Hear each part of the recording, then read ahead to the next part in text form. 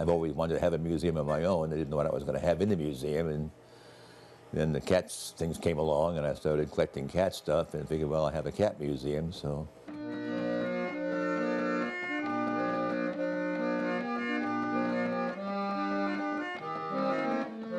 I bought them all, and I know what I'm looking at. I do a lot of research on them. They get a guided tour, and they learn things they didn't think they were going to learn when they came here. You know, they wouldn't think about.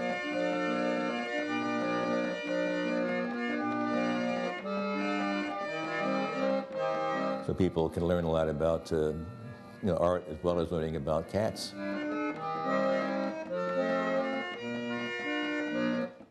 We have this crazy old cat lady we picked up in an antique shop, and I just covered her up with cats.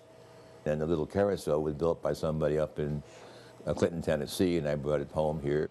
I probably got the largest collection of wind-up cat toys, at least in America, maybe in the world.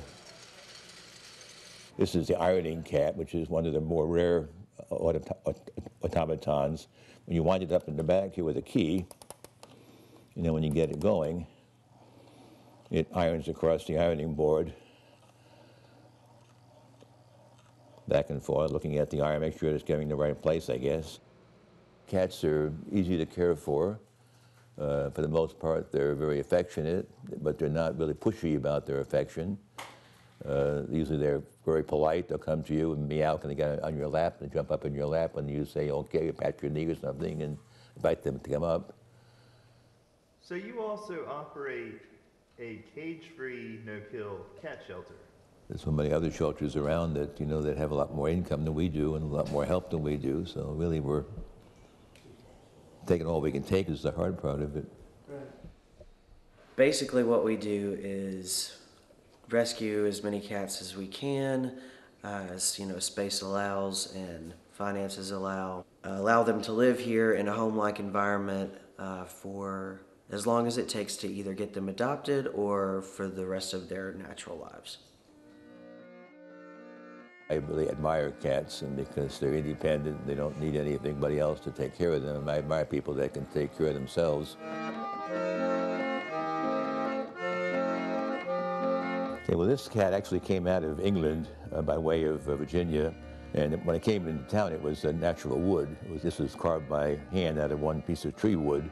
Being the English had a lot of colonies around the world back at the time.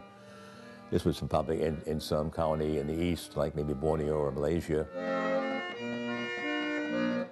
One of the things I really wanted to have in the museum was a cat mummy. Now, these mummies were actually used to carry the person's spirits to the afterlife. I thought this may have been one of the fakes, but I had an x-ray when I came to town at the local vet, and we did find that it does have a skull inside of it and quite a few bones laying inside of it. So it is one of the real things, and it was dated to be, they give it a time of 300 to 30 BC, which would be before Christ, so it gives it over 2,000 years old.